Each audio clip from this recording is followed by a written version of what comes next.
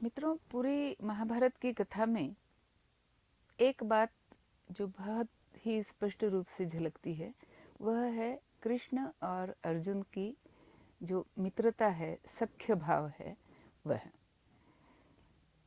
इस जोड़ी ने ही भगवत गीता का भगवत गीता की रचना इस जोड़ी के कारण ही हुई और इसी भगवत गीता का आज हमारे देश में, हमारी संस्कृति में इतना अधिक महत्व है। तो मुद्दा ये आता है कि अर्जुन और कृष्ण का सख्य कैसे आरंभ हुआ, कैसे आगे बढ़ा। तो मित्रों, कुंती जो कि अर्जुन की माता थी, वह यदुवंश से ही थी और एक तरह से वह कृष्ण की बुआ थी। तो उस नाते से देखा जाए तो कृष्ण और अर्जुन ये दोनों भाई भी थे। ये दो आपस में भाई भी थे। इन दोनों की परवरिश अलग अलग जगहों पर हुई। कृष्ण मथुरा में थे। मथुरा से काफ़ी लड़ाइयाँ लड़ी। पहले कंस का वध किया, फिर कंस के ससुर जरासंध जो कि मगध के राजा थे, तो जरासंध ने मथुरा पर वारंवार आक्रमण किए और अंततः कृष्ण को मथुरा छोड़नी पड़ी और वह पूरे अपने यादव समाज को साथ लेकर के वह द्वारका में रवाना हुए और वहाँ द्वारका नगरी को बसाया। इस पूरे दौरान कुंती से और कुंती पुत्रों से उनका नाता बना रहा और यहीं से अर्जुन के साथ सख्य स्थापित हुआ। और इसी सख्य का कारण था कि कृष्ण ने द्रौपदी के स्वयंवर में कृष्ण ने यह तय कर लिया था कि यह स्वयंवर जीतने का मौका अर्जुन को ही मिलना चाहिए। विवाह के बाद जब पांडव हस्तिनापुर वापस लौटे और धृतराष्ट्र ने उन्हें इंद्रप्रस्थ में अलग राज्य दे दिया और एक नए राज्य की स्थापना, वहाँ की व्यवस्था बनाना, वहाँ के सामाजिक नियम बनाना, वहाँ के व्यापार को बढ़ावा देना, उस नए राज्य को वैभव संपन्न कराना, ये जो सारी व्यवस्था की प्रक्रिया जब चली तो इसमें कृष्ण का काफ़ी सहभाग था, क्योंकि वैसी ही एक व्यवस्था कृष्ण ने भी द्वारका में निर्माण की हुई थी। तो यह भी एक सख्य का कारण रहा। और ये हम महाभारत की कथा में देखते हैं कि युधिष्ठिर के इंद्रप्रस्थ में आ जाने के बाद कृष्ण और अर्जुन का जो सख्य है वह अधिक पल्लवित हुआ, अधिक अच्छा आकार उसने ले लिया। तब हम देखते हैं कथा में कि कृष्ण और अर्जुन दोनों ने मिलकर के खांडव वन के दाह के लिए अग्नि को सहायता की।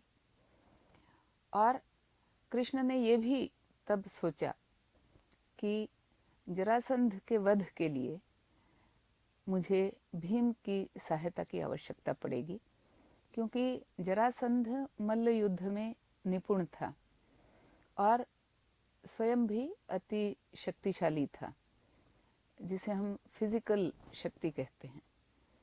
तो जब राजसूय यज्ञ के करने की बात आई तब कृष्ण ने सभी पांडवों को समझाया कि जरासंध का वध पहले आवश्यक है, उसके बाद ही राजसूय यज्ञ किया जा सकता है। तब भीम, अर्जुन और कृष्ण तीनों एक मिशन बना करके, एक मन में पूरी योजना बना करके वे निकले, मगध आए और ब्राह्मण वेश में आए और तीनों ने जरासंध से भिक्षा की याचना की। और जरासंध ने जब पूछा कि क्या भिक्षा चाहिए तो उन्होंने कहा युद्ध की भिक्षा चाहिए, अर्थात हम तुमसे युद्ध करना चाहते हैं और हम में से कोई एक व्यक्ति तुमसे युद्ध करेगा। तो जरासंध को लगा कि उसने कृष्ण को देखा, अर्जुन को देखा और भीम को देखा, और शक्ति में और शारीरिक संपदा में उसे लगा कि भीम ही मेरे तुल्य बल कहीं है, और अगर मैं कृष्ण या अर्जुन का नाम ले लूँ तो मेरी साख खत्म हो जाएगी। इसलिए उसने, जरासंध ने भीम का चयन किया कि मेरे साथ अगर तुम्हें युद्ध चाहिए तो ये भीम मेरे साथ युद्ध करेगा। कृष्ण को यह पूरी आश्वस्ति थी कि अगर भीम ने जरासंध से युद्ध किया तो भीम की विजय होगी और जरासंध का वध करना भीम के लिए सहज तो नहीं लेकिन शक्य है। इस प्रकार भीम और जरासंध की लड़ाई हुई और उस लड़ाई में जैसा कृष्ण ने सोचा था भीम का विजय हुआ और जरासंध की मृत्यु हुई। इसके बाद राजसूय यज्ञ का रास्ता जो है वह निष्कंटक हो गया। इस प्रकार जब राजसूय यज्ञ हुआ तब हस्तिनापुर से सारे परिवार को भी आमंत्रित किया गया। उसमें दुर्योधन समेत सभी भाई भी थे और उन्होंने जब युधिष्ठिर का पूरा वैभव देखा तो दोबारा उसकी ईर्ष्या जो है वह धधक गई और तब वापस जाकर के उसने एक तीसरा षड्यंत्र रचा पांडवों के विरुद्ध। और इस षड्यंत्र का मुख्य सूत्र ये था कि युधिष्ठिर, जिसे द्यूत खेलने का बहुत ही शौक था, उसे द्यूत के लिए निमंत्रित किया जाए और दुर्योधन के मामा शकुनी, जो स्वयं भी द्यूत कला में निपुण थे, उनके साथ युधिष्ठिर को द्यूत खेलने के लिए आमंत्रित किया जाए और इस माध्यम से छल कपट से युधिष्ठिर का राज्य जो है उसे हथिया लिया जाए। तो इस प्रकार धृतराष्ट्र से अनुमति लेकर द्यूत का एक व्यूह रचा गया। युधिष्ठिर को निमंत्रण देकर के हस्तिनापुर में बुलाया गया और उसे द्यूत खेलने का निमंत्रण भी दिया गया और उस द्यूत में युधिष्ठिर की बहुत ही अधिक जबरदस्त पराजय हुई। ऐसी पराजय जिसमें युधिष्ठिर ने स्वयं को दांव पर लगाया, पत्नी को दांव पर लगाया, भाइयों को दांव पर लगाया और हारते चले गए, राज्य को दांव पर लगाया, हारते चले गए।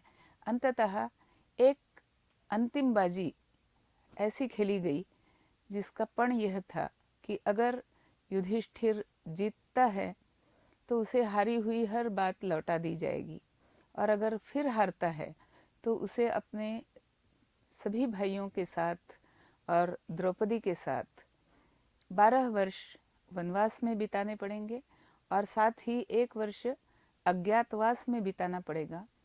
और इस अज्ञातवास की भी शर्त ये रहेगी कि अगर उस 1 वर्ष के दौरान उन्हें पहचान लिया गया तो उन्हें पुनः एक बार 12 वर्ष का वनवास और 1 वर्ष का अज्ञातवास, इस प्रकार का चक्र वारंवार चलता रहेगा। और तब सारे पांडवों ने इस शर्त को माना। युधिष्ठिर फिर हारे और सभी पांडवों को द्रौपदी के साथ वनवास ग्रहण करना पड़ा। वहाँ 12 वर्ष वन में रहे और फिर 1 वर्ष का अज्ञातवास उन्होंने लिया। इस 1 वर्ष के दौरान कौरवों ने बहुत प्रयास किया कि पांडवों का कहीं न कहीं से पता लगाया जाए कि वह छिपकर कहाँ रह रहे हैं। और ऐसे समय जिस विराट नगरी में पांडव रहते थे और वहाँ के राजा विराट की सेवा में वह अपने दिन व्यतीत कर रहे थे, अपनी पहचान को छिपा करके रह रहे थे। युधिष्ठिर उनकी सेवा में एक सलाहकार ब्राह्मण के रूप में था। भीम उनकी पाकशाला में पाकशाला प्रमुख के रूप में रहा। अर्जुन स्त्री वेश धारण करके राजकुमारियों को और उसकी सखियों को नृत्य कला की शिक्षा देने के लिए नृत्य शिक्षिका के रूप में अर्जुन वहाँ रहे। सहदेव ने गौशाला संभाली, नकुल ने घुड़शाल संभाली और द्रौपदी ने भी विराट नगरी की जो रानी थी, विराट नगरी की रानी थी सुदेशना, उसकी सेवा करना, उसकी सेवा के लिए द्रौपदी वहाँ रहने लगी। इस पूरी घटनाक्रम में द्रौपदी का सौंदर्य चूंकि छिपाए नहीं छिप सकता था, तो सुदेशना के भाई की बुरी नज़र उस पर पड़ी और फिर सुदेशना का यह भाई कीचक, वह भी अत्यंत सामर्थ्यशाली, बलाढ्य और फिजिकल शक्ति जिसको हम कहते हैं, शारीरिक शक्ति से भरपूर ऐसा वह था। उसकी भी बड़ी ख्याति थी सब ओर। तो ऐसे कीचक ने जब द्रौपदी पर बुरी नज़र डाली, तब उसके साथ उसे चैलेंज करके भीम ने उसे रात में उसके साथ द्वंद्व युद्ध किया और उसे मार गिराया। इस कीचक वध की सूचना जब चारों तरफ फैली, तब हस्तिनापुर में दुर्योधन, उसके मामा शकुनी और उसके सभी सलाहकार मित्रों ने यह तय किया कि कीचक को द्वंद्व युद्ध में रात में अकेले में मारना यह केवल भीम के लिए ही संभव है। इसलिए हो न हो विराट नगरी में पांचों पांडव छिपे हुए हैं, तो उन्हें जैसे सांप को बिल से निकालने के लिए प्रयास किए जाते हैं, उसी तरह से पांडवों को भी अज्ञातवास से बाहर निकालने के लिए हस्तिनापुर से दुर्योधन और उसकी सेना ने विराट नगरी पर आक्रमण किया और दो तरफ से आक्रमण किया। पहले एक तरफ से गौशाला में आक्रमण करके उसकी गौएं चुराई गई और विराट उन्हें बचाने के लिए जब उनके पास उस दिशा में युद्ध के लिए गया, तो दूसरी तरफ से बड़ी भारी कौरव सेना ने विराट नगरी पर दूसरी ओर से आक्रमण किया। इस आक्रमण के समय पूरे विराट की राजधानी में केवल राजपुत्र उत्तर, जो अभी छोटा ही था, वही केवल योद्धाओं में बचा हुआ था। लेकिन अर्जुन ने, जो कि एक नर्तिका के अर्थात स्त्री वेश में था, अर्जुन ने उसे थोड़ा ढाढ़स बंधाया। ये कहा कि मैं बहुत ही अच्छी तरह सारथ्य कर सकती हूँ और मैं तुम्हारे लिए सारथ्य का काम करके तुम्हें युद्ध स्थल तक ले चलती हूँ और तुम वहाँ अपने पराक्रम से कौरव सेना को पराजित कर देना। इस प्रकार उत्तर को एक उत्साह दिला करके उसे अर्जुन युद्ध स्थल तक ले गया और वहाँ पर उसने अपने स्त्री रूप को त्याग करके फिर से योद्धा का रूप धारण किया और उत्तर ने सारथ्य किया और अर्जुन ने लड़ाई लड़ी और कौरवों के पूरी सेना को अर्जुन ने एक तरह से पराजित कर दिया। और इस प्रकार उस युद्ध में विराट राजा की जीत हुई। लेकिन इस जीत के कारण पांडवों की जो असली पहचान थी वह सबों के सामने आ गई। तब दुर्योधन ने उनके पास संदेश भेजवाना चाहा कि चूंकि 1 वर्ष के अज्ञातवास के पहले ही तुम प्रकट हो गए, तो तुम्हें द्यूत की शर्त के अनुसार दोबारा वनवास में जाना पड़ेगा। लेकिन युधिष्ठिर और पांडवों ने ये कहा कि 1 वर्ष का काल पूरा हो चुका है। यहाँ पर काल गणना की बात आती है और इस काल गणना में भीष्म ने यह बात दुर्योधन को समझाई कि काल गणना की 2 प्रकार हैं भारतीय शास्त्र के अनुसार। एक प्रकार है जो सूर्य से चलता है और सूर्य की गति के अनुरूप जब काल गणना होती है वह सौर वर्ष कहलाता है। लेकिन चंद्रमा की गति के अनुरूप जब हम वर्ष की गिनती करते हैं तो वह चांद्र वर्ष कहलाता है। तो पांडवों का एक वर्ष का कार्यकाल एक गणना के अनुरूप पूरा हो चुका था, दूसरी गणना के अनुसार देखें तो वह पूरा नहीं हुआ था। लेकिन दोनों गणनाएं चूंकि मान्य हैं, इसलिए अगर पांडव यह दावा करते हैं कि एक गणना के मुताबिक उनका कार्यकाल पूरा हो चुका है एक वर्ष का, तो उसे हम न्यायोचित ही मानना पड़ेगा, उसे हम गलत नहीं कह सकते। तो जब ये तय हो गया तब दुर्योधन ने ये कहा कि ठीक है, मैं मान लेता हूँ कि अज्ञातवास का एक वर्ष पूरा हुआ, इन्हें दोबारा 12 वर्ष वनवास नहीं जाना पड़ेगा, लेकिन फिर भी जो बात तय थी कि 13 वर्ष के बाद उन्हें उनका राज्य वापस लौटा दिया जाएगा, उसके लिए मैं मान्यता नहीं दे सकता और मैं राज्य नहीं लौटाऊंगा। तो इस राज्य न लौटाने की बात पर फिर यह प्रश्न उठा कि अब दुर्योधन को समझाने के लिए या अपना राज्य वापस पाने के लिए क्या किया जाना चाहिए। और हर प्रकार से प्रयत्न करके जब यह पता चला कि युद्ध के बिना दूसरा कोई उपाय नहीं है, तब पांडवों ने यह तय किया कि युद्ध किया जाएगा और युद्ध होगा। इस पूरे युद्ध के होने में भी कृष्ण की एक बड़ी भूमिका रही है, क्योंकि पांडवों की तरफ से दुर्योधन को समझाने के लिए कृष्ण को ही भेजा गया था कि तुम राज्य वापस करो, बल्कि युधिष्ठिर ने यह प्रस्ताव भेजा था कि तुम अगर मेरा पूरा का पूरा राज्य वापस नहीं लौटाना चाहते तो कम से कम हमें 5 पांडवों के लिए 5 गांव हमें दे दो, हम उसी पर खुश रह लेंगे। लेकिन दुर्योधन उसके लिए भी राजी नहीं होगा, उसे भी मान्य नहीं करेगा। यह पूरी समझ कृष्ण के पास थी और इसी भावना से कृष्ण ने दुर्योधन के पास जाने का विचार किया। लेकिन कृष्ण को यह निश्चिंतता से पता था कि दुर्योधन इसे स्वीकार नहीं करेगा, और वही हुआ।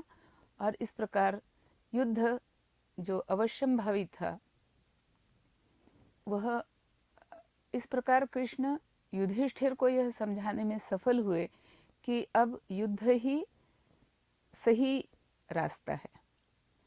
तो इस पूरे युद्ध में कृष्ण की भूमिका, या इस युद्ध को देखने के लिए कृष्ण की दृष्टि कैसी है, इसका अगर हम विचार करते हैं तो एक नज़र हमें कृष्ण की जीवनी पर डालनी पड़ेगी कि कृष्ण का पूरा जीवन बाल्यकाल से ही हम देखते हैं कि दुष्टता के विरुद्ध, राक्षसों के विरुद्ध, गोकुल में भी उसने कई राक्षसों का वध किया। जब थोड़ी बड़ी अवस्था में, किशोर अवस्था में कृष्ण आया तो उसे कंस का वध करना पड़ा, जो कि मथुरा में एक क्रूर शासक के रूप में परिचित था। फिर जरासंध के वध की बात आई, वह भी मगध के एक क्रूर शासक के रूप में परिचित था। यहाँ तक कि उसने 1000 राजाओं और राजपुत्रों को बंदी बनाकर अपने कैद खाने में रखा हुआ था। तो ऐसे क्रूर राजा का वध, यह भी कृष्ण की ही एक उपलब्धि है जो उसने भीम के हाथ करवाया। शिशुपाल, यह एक यदुवंश का सामर्थ्यशाली राजा, लेकिन वह भी दुष्टता और क्रूरता और अन्याय की दिशा में जा रहा था, उसका वध कृष्ण ने किया।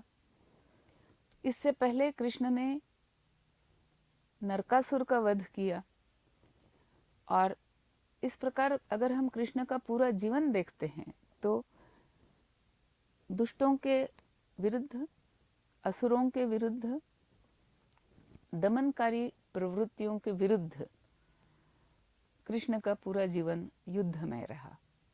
और पांडवों को समझाना कि तुम यह युद्ध करो, क्योंकि अगर यह युद्ध नहीं होता है तो धृतराष्ट्र के पश्चात अगर दुर्योधन सम्राट बनता है तो वह दोबारा एक अन्यायकारी सम्राट बना रहेगा। और हस्तिनापुर उस समय में हस्तिनापुर ही सर्वोत्तम या सर्वोच्च शक्तिशाली एक साम्राज्य था। हस्तिनापुर के समकक्ष कोई और दूसरा साम्राज्य नहीं था। तो इतना विशाल साम्राज्य एक अन्यायकारी राजा के हाथ में जाए, यह भी कृष्ण को मंजूर नहीं था। और यह आवश्यक था कि वह एक न्यायोचित राज्य करने वाले युधिष्ठिर के पक्ष में वह साम्राज्य जाए। इसके लिए आवश्यक था कि अपने विनम्र और कोमल रुजु स्वभाव के बावजूद युधिष्ठिर को यह समझाया जाए कि यह युद्ध आवश्यक है। तो इसलिए इस युद्ध की आवश्यकता को समझाने के लिए, जिसे हम कह सकते हैं अंडरलाइन करने के लिए, कृष्ण की भूमिका बड़ी महत्वपूर्ण रही। इसके बाद इस पूरे युद्ध की कथा अगर हम देखते हैं तो यह 18 दिन यह युद्ध चला। इस पूरे युद्ध में कई योद्धाओं ने अपनी वीरता दिखाई, अपना कौशल्य दिखाया। अंततः पांडवों की विजय हुई और यह विजय भी कोई बहुत सीधी सरल विजय नहीं थी। 18वें दिन जब अंतिम दिन युद्ध के बिल्कुल अंतिम पड़ाव पर दुर्योधन और भीम का गदा युद्ध हुआ और उस गदा युद्ध में भीम ने दुर्योधन को पराजित किया, पर पूरी तरह से उसकी मृत्यु अभी नहीं हुई थी। घायल अवस्था में और मृत्यु की प्रतीक्षा में वह पड़ा हुआ था। ऐसे समय उसके पास आता है अश्वत्थामा, जो कि उसी के सैन्य का एक महारथी है, जो गुरु द्रोण का पुत्र है। गुरु द्रोण मारे जा चुके हैं और गुरु द्रोण के मारे जाने की वजह से ही पांडवों की जीत सुनिश्चित हुई है। इसका आक्रोश अश्वत्थामा के मन में भी है। ऐसी अवस्था में अश्वत्थामा दुर्योधन से मिलता है और दुर्योधन उसे कहता है कि किसी भी तरह से हो, लेकिन मेरी इस पराजय का बदला तुम्हें लेना है। तो अश्वत्थामा रात में ही सोए हुए पांडवों पर या सोई हुई पांडव सेना पर ब्रह्मास्त्र को चला देता है। और कृष्ण को कहीं न कहीं यह एक संभावना जान पड़ रही थी, मालूम थी। तो इसलिए उसने बड़ी ही युक्ति से पांचों पांडवों को अपने साथ लेकर के विचार विनिमय के लिए किसी दूसरे स्थान पर वह पांचों पांडवों को लेकर के गया था। इसलिए ब्रह्मास्त्र के प्रभाव में पूरी बची हुई पांडव सेना जो है वह पूरी की पूरी निष्प्राण हो गई। यहाँ तक कि ब्रह्मास्त्र के कारण जो अर्जुन पुत्र अभिमन्यु की पत्नी थी उत्तरा, उसके गर्भ में जो बालक पल रहा था वह भी क्षतिग्रस्त होने की संभावना थी, क्योंकि ब्रह्मास्त्र को यह आदेश था कि पांडव सेना के सभी पुरुषों का वध वह ब्रह्मास्त्र करे। तो गर्भस्थित बालक को भी वह ब्रह्मास्त्र नहीं छोड़ता। लेकिन जब पांडव वापस आए और पूरी पांडव सेना का विनाश उन्होंने देखा और उत्तरा के गर्भस्थित बालक की मृत्यु की संभावना को भी देखा, तब पांडव बड़े ही हताश हुए। उस समय कृष्ण ने अपनी स्वयं की जो तपश्चर्या, स्वयं का जो प्रभाव और उस प्रभाव की दुहाई देते हुए ब्रह्मास्त्र के प्रभाव को विफल कर दिया। ये बड़ा एक सुंदर उदाहरण है महाभारत में, जहाँ कृष्ण ने व्याख्या की है कि सत्य क्या होता है। क्योंकि कृष्ण ने ये कहा कि अगर मैंने पूरे जीवन में सत्य धर्म को निभाया है तो उस सत्य धर्म के प्रभाव के कारण यह ब्रह्मास्त्र विफल हो, और इस प्रकार यह ब्रह्मास्त्र सत्य धर्म के प्रभाव के कारण विफल हुआ है। तो मित्रों, मैं ये बताना चाहती हूँ कि हमारे देश में जो सत्य की प्रतिष्ठा है, उस प्रतिष्ठा के अनेक उदाहरण, उसके अनेक उदाहरण हमें वेदों में मिलेंगे, उपनिषदों में मिलेंगे, कई कथाओं में मिलेंगे। लेकिन मुझे लगता है कि उसमें सर्वाधिक प्रभावी कथा मैं यह मानती हूँ कि कृष्ण ने जब ये कहा कि मेरे सत्यव्रती होने के कारण, मेरी सत्यनिष्ठा के प्रभाव के कारण यह ब्रह्मास्त्र विफल हो, और ब्रह्मास्त्र विफल हो गया। इस प्रकार अर्जुन का पोता परीक्षित यह एकमेव व्यक्ति था जो कि गर्भावस्था में, जो कि गर्भ में था, जो कि अपनी माता के गर्भ में था। वह एकमेव ऐसा व्यक्ति था जो कि पांडव सेना में युद्ध के बाद बच पाया। और जब पांडव सिंहासन पर बैठे, हस्तिनापुर पर पांडवों का साम्राज्य स्थापित हुआ, तब सबसे प्रमुख समस्या ये थी कि जब तक यह बालक परीक्षित बड़ा नहीं हो जाता, राज्य करने लायक नहीं हो जाता, तब तक राज्य को संभालना आवश्यक है। और इस प्रकार युधिष्ठिर ने हस्तिनापुर के राज्य को संभाला। करीब 25 से 30 वर्षों तक वहाँ अत्यंत न्यायोचित इस प्रकार से राज्य किया, और वह राज्य परीक्षित को सौंप करके पांडव स्वर्गारोहण के लिए रवाना हुए। इस दौरान कृष्ण की मृत्यु हो चुकी थी। पूरे संसार में एक तरह से देखा जाए तो बहुत बड़े पैमाने पर दोनों सेनाओं का विनाश हुआ था। पूरी सभ्यता को, समाज को दोबारा व्यवस्थापित करना था, और इस पूरी व्यवस्था का श्रेय युधिष्ठिर को जाता है। तो हमारे यहाँ युधिष्ठिर के नाम से एक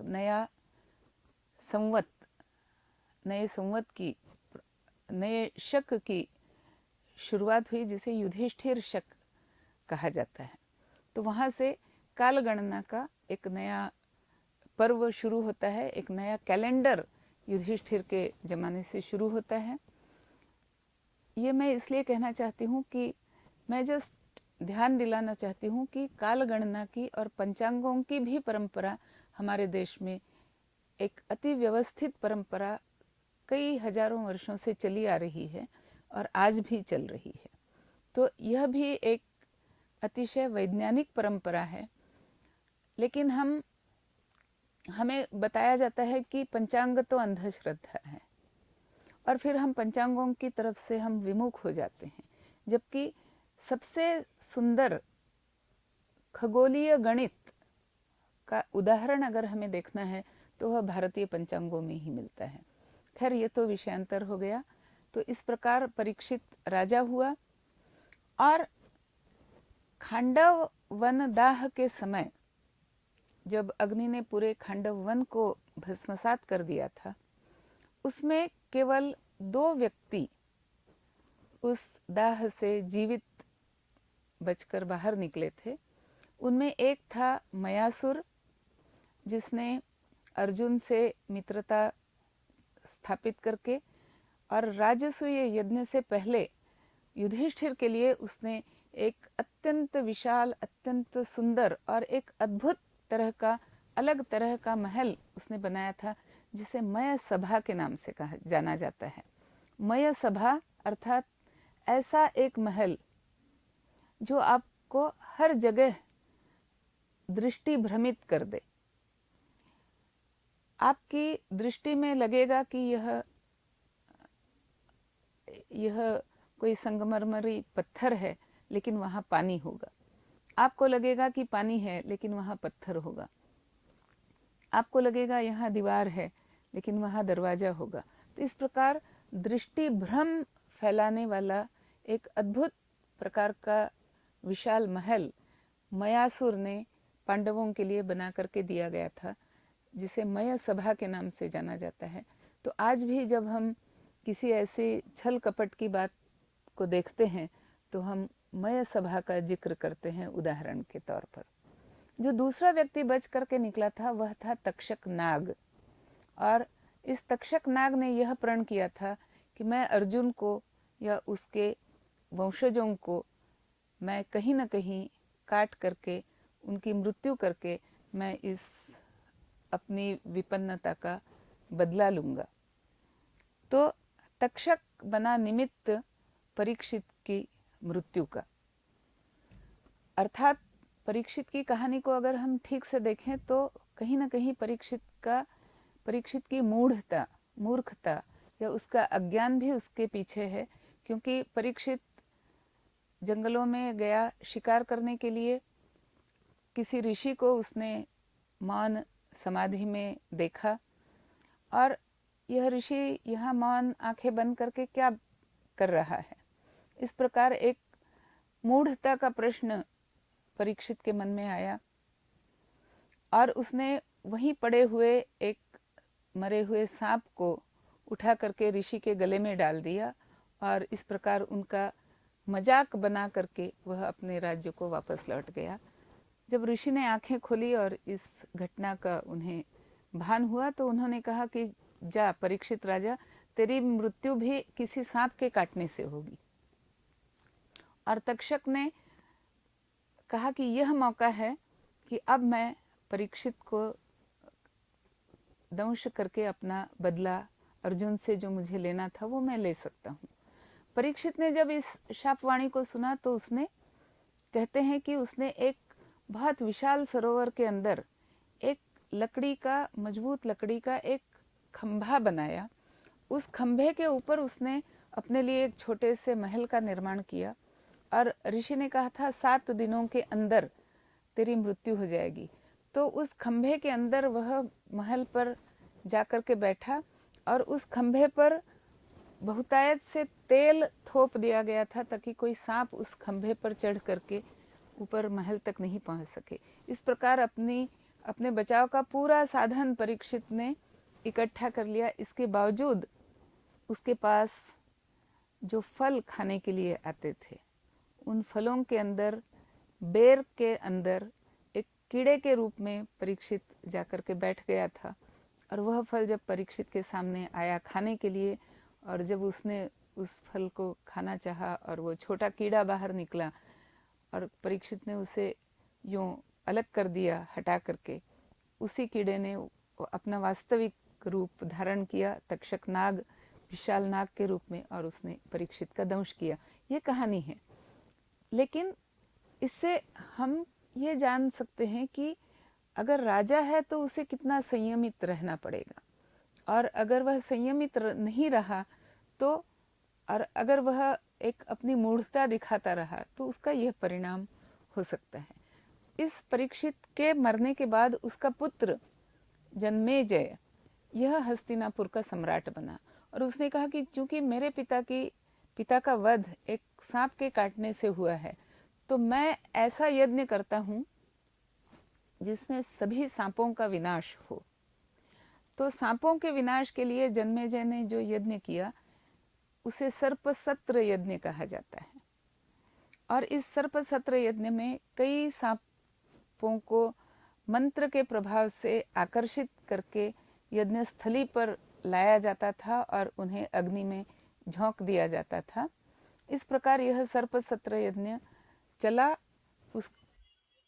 कुछ दिन यह यज्ञ चलने के बाद मंत्र पढ़ने वालों के पास भी उनके मंत्र की शक्ति बढ़ती गई, और उन्होंने कहा अब हम तक्षक को इस मंत्र के सामर्थ्य से खींच करके यहाँ ला सकते हैं ताकि परीक्षित की मृत्यु का बदला पूरी तरह से लिया जा सके। तो तक्षक भी उतावला था, तक्षक भी थोड़ा घबराया हुआ था। उसने इंद्र की शरण ली कि इंद्र तुम मुझे बचाओ। इंद्र ने कहा कि ठीक है, मैं तुम्हें बचाऊंगा। अगर मंत्रों ने तुम्हें खींच करके लाना चाहा तो मंत्रों ने अगर तुम्हें खींच करके ले जाना चाहा तो मैं तुम्हारे लिए ढाल बन करके सामने आ जाऊंगा। तो जब ब्राह्मणों ने तक्षक के लिए मंत्र पढ़े और कहा तक्षकाय स्वाहा, तो इंद्र उसके सामने ढाल बन करके खड़ा हो गया। अब जब तक इंद्र सामने है तब तक मंत्र तक्षक को खींच नहीं सकते। तो देखो, इन याज्ञनिकों की मंत्र में इतना सामर्थ्य था और उन्हें भी इस बात का ज्ञान था। उन्होंने कहा इंद्राय स्वाहा तक्षकाय स्वाहा, अर्थात अब उनके मंत्र से इंद्र भी खींच करके आ जाएगा और पीछे पीछे तक्षक भी आ जाएगा। तो इस प्रकार स्वर्ग में जहाँ इंद्र के सिंहासन पर दोनों बैठे हुए थे, वहां से इंद्र और तक्षक दोनों खींच करके यज्ञ स्थली पर आने लगे। चारों तरफ घबराहट छा गई कि इंद्र भी अगर भस्म हुआ तो क्या होगा। लेकिन तभी एक ऋषि, जो आयु में तो बालक थे लेकिन ज्ञान में बहुत संपन्न ऋषि थे, उनका नाम आस्तिक, वह उसी समय यज्ञ स्थली पर उपस्थित हुए और उन्होंने अपने मंत्रों के सामर्थ्य से पहले तो जो इंद्र और तक्षक गिर रहे थे आकाश से, उन्हें पहले रोक लिया और फिर जन्मेजय को समझाया कि यह बदले की जो पूरी भावना है, यह जिस भावना से तुम यह सर्प सत्र यज्ञ कर रहे हो, इसमें सर्पों का बहुत विनाश हो चुका, अब इसे तुम बंद करो और सर्पों को तुम अपने मित्र के रूप में स्वीकार करो, सर्प सत्र यज्ञ बंद करो। और ये जो बदले की तुम्हारे मन में पूरी भावना उठी, क्रोध उठा, आक्रोश उठा, रोष उठा, जिस भावना के कारण तुमने अपने पिता की मृत्यु के लिए तक्षक को दोषी ठहराया और पूरे सर्पवंश का नाश करने पर तुम तुल गए, उस क्रोध से तुम्हें आगे बचना है। और इसे बचने के लिए तुम पूरी इस महाभारत कथा का श्रवण करो, तब तुम्हें समझ में आएगा कि बदले की भावना से बचना क्यों आवश्यक है और किस प्रकार हमें अपने जीवन में अपना आचरण रखना चाहिए। तब जन्मेजय ने पूछा कि महाभारत की कथा सर्वाधिक अच्छी तरह से कौन बखान कर सकता है। तो उस काल में एक शौनक, एक ऋषि हुआ करते थे। शौनक, उनके विषय में यह माना जाता था कि वह कथा कथन करने में बहुत निपुण है। उन्हें बुलाया गया और उनसे यह पूरी महाभारत की कथा जन्मेजय ने सुनी, जो उसके 7 जनरेशन से पहले आरंभ हुई शंतनु राजा से और अंत हुआ जन्मेजय तक। और फिर इस पूरी कथा को सुनने के बाद ये कहते हैं कि जन्मेजय का मन साफ हुआ, उसके सिर पर जो पूरा पाप या दोष लगा हुआ था उससे वह मुक्त हुआ और फिर अत्यंत संयमित रूप से अगला राज्य अपना उसने आगे कंटिन्यू किया, आगे चलाया। और इस प्रकार यह महाभारत की कथा संपन्न हुई। तो मित्रों, जिन्हें यह कथा पहले से मालूम है उन्हें तो मालूम थी, पर जिन्हें मालूम नहीं है, मुझे विश्वास है कि इस कथा को मोटा मोटी तौर पर मैंने बताया है। इस कथा में अनेक उपकथाएं हैं, उपाख्यान हैं। इन्हें विस्तार से हम कभी बाद में समझ लेंगे। आज हम यहाँ समाप्त करते हैं। नमस्कार।